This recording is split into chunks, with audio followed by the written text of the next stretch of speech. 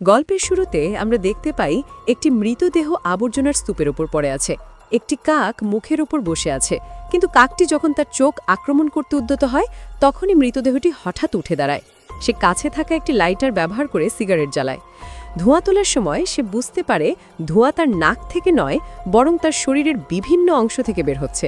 সে তার শার্ট খুলে তার শরীর পরীক্ষা করে, যা সম্পূর্ণ আহত কিন্তু এখনও জীবিত। সে কথা বলার চেষ্টা করে এবং আমরা জানতে পারি যে তার কণ্ঠস্বর জম্বির মতো হয়ে গেছে।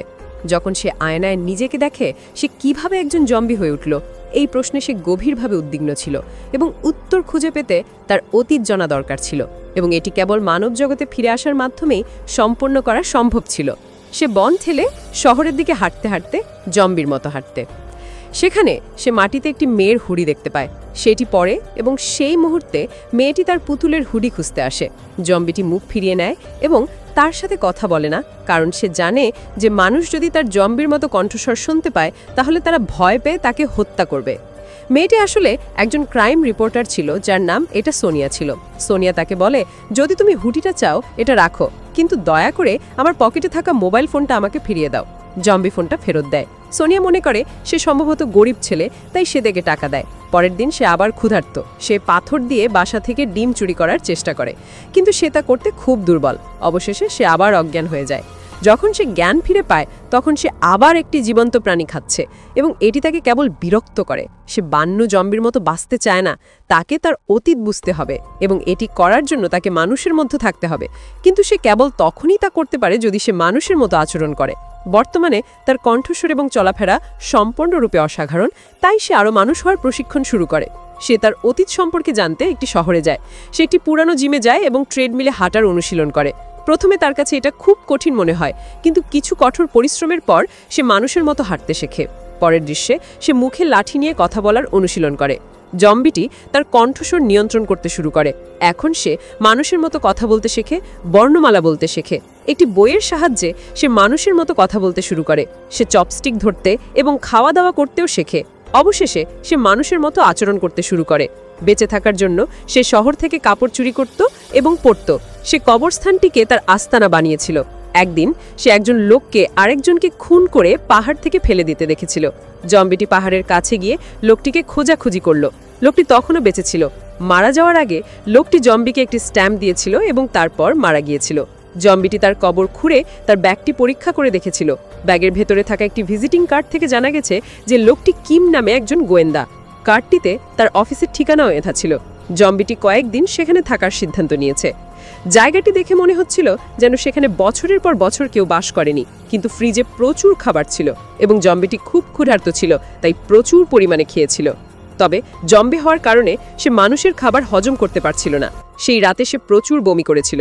সে বুঝতে পেরেছিল যে সে কেবল কাঁচা মাংস খেতে পারে এবং এটি কিনতে তার টাকার প্রয়োজন, তাই সে পিৎজা প্যাক করতে শুরু করলো। ইতিমধ্যে গোয়েন্দা কিম একটি ফোন পেয়েছিল। তাকে একটি কুকুর খুঁজে বের করার জন্য একটি মিশন দেওয়া হয়েছিল। জম্বিটি ঝামেলায় পড়তে চায়নি, কিন্তু তারপর সে ভাবল, যদি আমি ডিটেকটিভ কিমের জন্য কাজ করি তাহলে আমি অনেক মানুষের সাথে দেখা করব এবং হয়তো আমার অতীত সম্পর্কে জানা সহজ হবে। এই চিন্তা মাথায় রেখে সে বেরিয়ে পড়ে। প্রথমে তাকে তার জম্বি মুখ লুকিয়ে রাখতে হয়। এর জন্য সে মেকআপ করে। সে ডিটেকটিভ কিমের পোশাক পরে। যখন সে মিশনে যায় তখন সে আবিষ্কার করে যে সে যে কুকুরটিকে খুঁজছে তার মালিক একটি ছোট বাচ্চা, যে তাকে কেবল কুকুর হিসেবেই কাজ করতে চায়। এটা দেখে জম্বিটি বাচ্চাটিকে ধমক দেয়। ঠিক তখনই তার মাসি পিছন থেকে এসে হাজির হয়, আর সে আর কেউ নয়, সোনিয়া। সোনিয়া তাকে দেখার সাথে সাথে পালিয়ে যায় এবং সোনিয়া অন্য কারো থেকে হেলমেট নিয়ে দূর থেকে জম্বির মাথায় আঘাত করে। বেচারা জম্বিটি অজ্ঞান হয়ে যায়। সোনিয়া তৎক্ষণাৎ তার কাছে ছুটে যায় এবং তার হৃদস্পন্দন পরীক্ষা করে, যেটা কাজ করছে না মনে হচ্ছে। এর মানে হলো সে মারা গিয়েছে। এটা ভেবে সোনিয়া অ্যাম্বুলেন্স ডাকে, কিন্তু কিছুক্ষণ পরে জম্বিটি অ্যাম্বুলেন্সে উঠে দাঁড়ায়, সবাইকে ভয় দেখায়। সোনিয়া তৎক্ষণাৎ তাকে হাসপাতালে নিয়ে যায়, যেখানে সে সবাইকে ইনজেকশন দেয় এবং তারপর চলে যায়। সে এখন খুব ক্ষুধার্ত। সে একটা মানুষ খেতে যাচ্ছে, কিন্তু তারপর সে জ্ঞান ফিরে পায়। সে দেখতে পায় একটি কুকুর কাছে বসে আছে। সে এটি খাওয়ার জন্য তার সামনে বসে আছে, কিন্তু তারপর তার কুকুরের জন্য করুণা হয়। বেচারা জম্বিটি বিভ্রান্ত হয়ে পড়ে। এখন তার কাকে খাওয়া উচিত? ঠিক তখনই সে কোথাও বিনামূল্যে স্যুপ দেওয়া হচ্ছে বলে ঘোষণা শুনতে পায়। যখন সে পৌঁছায় তখন সে দেখতে পায় যে বিনামূল্যের স্যুপ শেষ হয়ে গেছে। আর যদি সে চায় তাহলে কিছু জম্বি সাদৃশ লোক হোটেলের প্রচারণার জন্য নাচছে, তাকেও নাচতে হবে। সে খুব ভালো নাচে, এখন তার স্যুপ আনার পালা। কিন্তু তা না নিয়ে সে রান্নাঘরে গিয়ে কাঁচা মাংস খেতে শুরু করে। এতে শেফ জোরে চিৎকার করে। আমরা দেখতে পাই যে সোনিয়া এবং তার গোয়েন্দা বন্ধুও হোটেলে উপস্থিত ছিল, তাকে হত্যা করার জন্য জম্বিটির দিকে এগিয়ে যাচ্ছিল।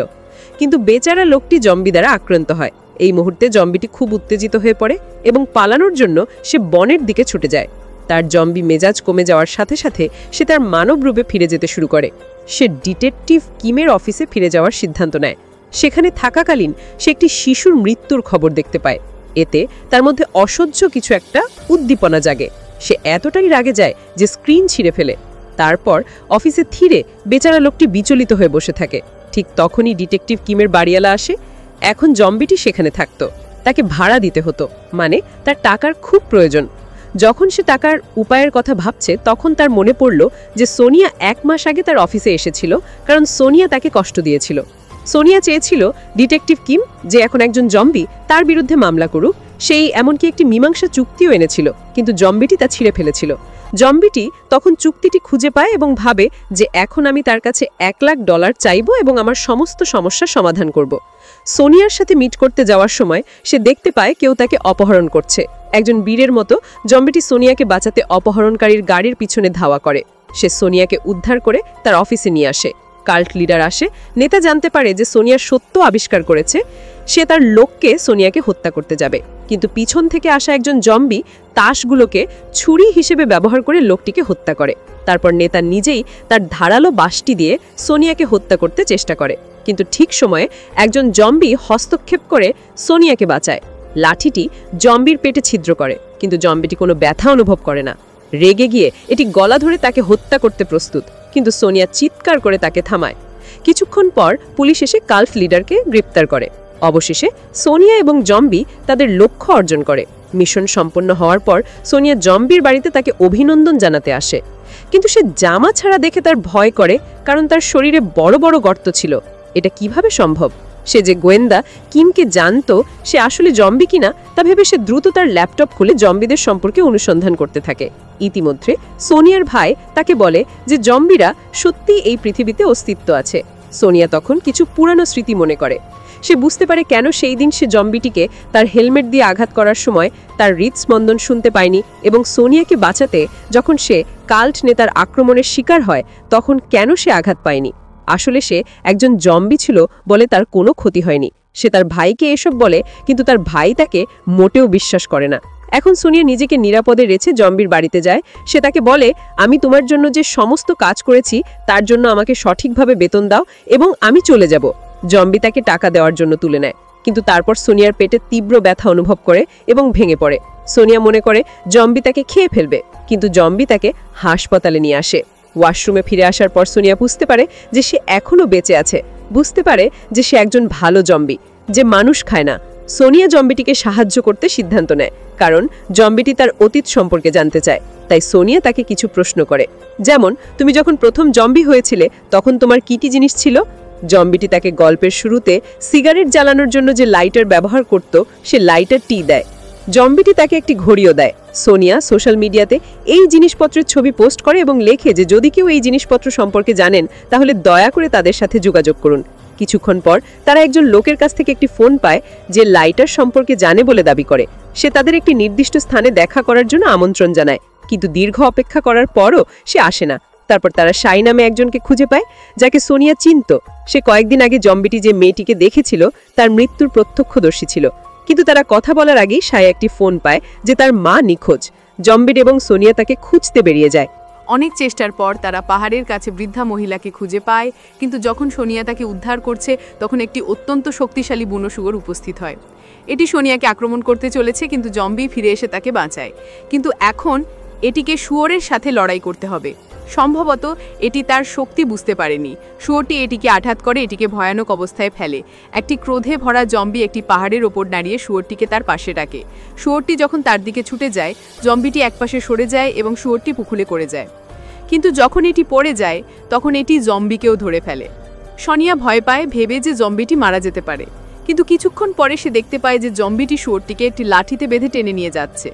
দুজনে বৃদ্ধা মহিলাকে শিয়ের কাছে নিয়ে যায়। শি তার মাকে খুঁজে পাওয়ার জন্য তাদের ধন্যবাদ জানায়, কিন্তু শিয়ের মায়ের পরিবর্তে জম্বি শিকে জড়িয়ে ধরে কান্নায় ভেঙে পড়ে, যেন সে তার ছেলে। এটি দেখে জম্বি বুঝতে পারে যে সম্ভবত তারও একজন মা তার জন্য অপেক্ষা করছে। কিছুক্ষণ পর জম্বি সোনিয়াকে বলে যে সে মারা যাওয়া মেয়েটির ভিডিওটি মনে রেখেছে, যেখানে সে একটি পুতুল ঝরেছিল। সোনিয়া মনে করে জম্বির সাথে সেই মেয়েটির কোনো সম্পর্ক থাকতে পারে, কিন্তু জম্বি বলে যে সে ভিডিওতে মেয়েটির হাতে পুতুলটি দেখেছিল। সোনিয়া এবং তার গোয়েন্দা বন্ধু সেই মেয়েটির মৃত্যুর পুরো ঘটনাটি কভার করেছিল, কিন্তু তারা কখনো সেই ক্ষেত্রে কোনো পুতুল খুঁজে পায়নি। সেই রাতে জম্বি সোনিয়াকে মেয়েটির হাতে পুতুলের একটি ছবি পাঠায়, যা জম্বির ভিডিওতে দেখা গিয়েছিল। পরে যখন গোয়েন্দা গেম তার অফিসে ফিরে আসে, তখন সে সব কিছু ছড়িয়ে ছিটিয়ে দেখতে পায়, কিন্তু কিছুই চুরি হয়নি, কেবল লাইটারটি চুরি হয়ে গেছে। সেই লাইটারের ছবি সে সোশ্যাল মিডিয়ায় পোস্ট করে শিকে দেখিয়েছিল। সে বুঝতে পারে যে সেই অবশ্যই সেখানে ছিল, এবং এটি তাকে ভাবতে বাধ্য করে যে সেই হয়তো তার অতীত সম্পর্কে কিছু জানে। সে শিকে জিজ্ঞাসা করতে যায় এবং শি তাকে বলে, তুমি ওই মেয়েটিকে হত্যা করেছো। এই কথা শুনে সে একেবারে কেঁপে ওঠে। সে মনে করে যে তার হত্যার জন্য সে দোষী হতে পারে, এবং সেই কারণেই সে জম্বি হয়ে গেছে। এটি জেনেও সে বাঁচতে চায় না। সে ড্রিল দিয়ে মাথা ফাটিয়ে আত্মহত্যা করতে চলেছে, কিন্তু মেশিনটি খারাপ হয়ে যায়, যার ফলে সে পড়ে যায় এবং মারা যায়। এরপরে সে শহর ছেড়ে যাওয়ার সিদ্ধান্ত নেয়। ইতিমধ্যে সোনিয়া মৃত মেয়েটির বাবার সাথে দেখা করে এবং তার বাড়িতে সে মেয়েটির ছবিতে একটি জম্বি দাঁড়িয়ে থাকতে দেখে। মেয়েটির বাবা প্রকাশ করেন যে জম্বিটি আসলে ছোট মেয়েটির দেহরক্ষী ছিল। সোনিয়া অবশেষে জম্বির অতীত সম্পর্কে সত্য জানতে পারে। সে যত তাড়াতাড়ি সম্ভব জম্বিকে বলতে চায়, কিন্তু যখন সে তার বাড়িতে যায় তখন সে সেখানে জম্বিটিকে খুঁজে পায় না। সে তার অফিসে যায়, কিন্তু জম্বিটি সেখানেও থাকে না। হ্যাঁ, টেবিলে শি নামের এক ব্যক্তির কিছু ছবি রয়েছে। সে শিয়ের বাড়িতে যাওয়ার সিদ্ধান্ত নেয় এবং সে জম্বিকে একটি বার্তা এটি সম্পর্কেও জানায়। জম্বি চেয়েছিল সোনিয়া শিয়ের বাড়ির থেকে দূরে থাকুক। সে তাকে থামাতে চেয়েছিল, কিন্তু সোনিয়ার ফোনে কোনো সংকেত ছিল না। এরপর জম্বি সোনিয়াকে উদ্ধার করার জন্য শিয়ের বাড়ির দিকে রওনা দেয়। এদিকে দেখানো হয়েছে যে শি এবং তার স্ত্রী সোনিয়াকে বন্দি করে রেখেছিল। তারা সোনিয়ার কাছে সত্যটা প্রকাশ করেন, তারাই ছোট মেয়েটিকে হত্যা করেছিল। শি এখন তার স্ত্রীকে সোনিয়াকে হত্যা করতে বলে এবং ঘর ছেড়ে চলে যায়। ঠিক যেমন শি এর স্ত্রী সোনিয়াকে হত্যা করতে আসে, সোনিয়া চালাকি করে তার দড়ি খুলে তার সাথে লড়াই করে এবং কাছে থাকা একটি স্প্রে বোতল স্প্রে করে পালিয়ে যায়। বাইরে সে জম্বিকে খুঁজে পায়। সোনিয়া তাকে পুরো সত্যটা বলে, শি এবং তার স্ত্রী ছোট মেয়েটির খুনি, আর তুমি ছিলে তার দেহরক্ষী। সোনিয়া পালিয়ে যাওয়ার পর শি বুঝতে পারে যে সে এখন নিরাপদে ঘর থেকে বেরিয়ে এসেছে। সে তার স্ত্রীকে নিয়ে পালানোর চেষ্টা করে, কিন্তু তারপর পুলিশ তার বাড়িতে অভিযান চালায়। তার স্ত্রীকে বাড়ির ভেতরে গ্রেপ্তার করা হয় এবং শি তাকে রেখে পালিয়ে যেতে বাধ্য হয়। কিন্তু এখন শি প্রতিশোধ নেওয়ার সিদ্ধান্ত নেয়। সে জম্বিকে মেসেজ করে এবং তাকে একটি নির্জন স্থানে ডেকে পাঠায়। সে বলে, আমার গাড়িতে তোমার জন্য একটি উপহার আছে, এটি তোমার অতীত প্রকাশ করবে। জম্বি গাড়ির দরজা খোলার সাথে সাথেই গাড়িটি বিস্ফোরিত হয়। শি মনে করে সে মারা গেছে, কিন্তু শি জানতো না যে সে একজন জম্বি এবং কখনো মরতে পারবে না। এই পুরো অগ্নি পরীক্ষার পর জম্বি তার অতীত মনে করে। তার মনে আছে যে সেই ছোট্ট মেয়েটির দেহরক্ষী ছিল, আর যখন শি ক্রিসমাসের দিন মেয়েটিকে অপহরণ করে তখন জম্বি তখন মানুষকে বাঁচানোর জন্য তার পিছনে ছুটে যায়। শি তাকে অজ্ঞান করে একটি কূপের কাছে নিয়ে যায়, পেটে গুলি করে এবং কূপে ফেলে দেয়। সেই গুলির চিহ্ন এখনও জম্বির পেটে রয়ে গেছে। এইসব মনে রেখে জম্বিটি উঠে দাঁড়ায়। এখন সেই শিকে হত্যা করার জন্য তার কাছে গেল। শি তাকে জিজ্ঞাসা করলো, আমাকে বলো কেন তুমি ওই দিন ওই মেয়েটিকে মেরেছিলে। কিন্তু শি কিছু বলল না এবং তার পিস্তল দিয়ে জম্বিকে গুলি করলো। শি বিশ্বাস করতো যে এই ছেলেটি একদিন মারা যাবে, কিন্তু বারবার গুলি করার পরও জম্বি তার সামনে দাঁড়িয়েছিল। যখন সে মারা যায়নি তখন সে শেষবারের মতো তাকে মাথায় গুলি করার কথা ভেবেছিল।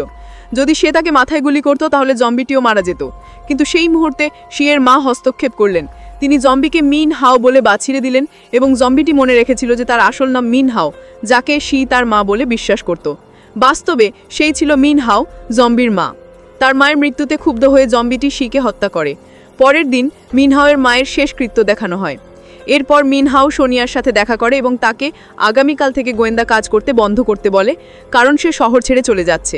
সে গোয়েন্দা হিসেবে তার উপার্জিত সমস্ত অর্থ তার অফিসে রেখে যায়, এমনকি প্রয়োজনীয় অর্থ বা খাবারও সাথে নেয় না। এখন সে আবার জম্বি মোডে ফিরে আসে, কারণ সে অত্যন্ত ক্ষুধার্ত। সে একজন মানুষকে আক্রমণ করতে চলেছে, কিন্তু ক্ষুধার্ত অবস্থায় অজ্ঞান হয়ে যায়।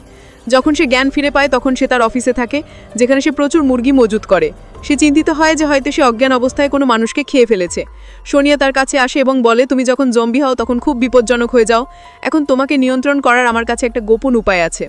সে তাকে ফ্রাইং প্যানটা দেখায় এবং বলে যে তার এবং অন্য সকলের জন্য অফিসে থাকাই ভালো। এইভাবেই মিনহাও আবার গোয়েন্দা কিমের পরিচয় গ্রহণ করার সিদ্ধান্ত নেয় এবং সোনিয়াকে বলে যে সেই দিন কে কিমকে হত্যা করেছিল।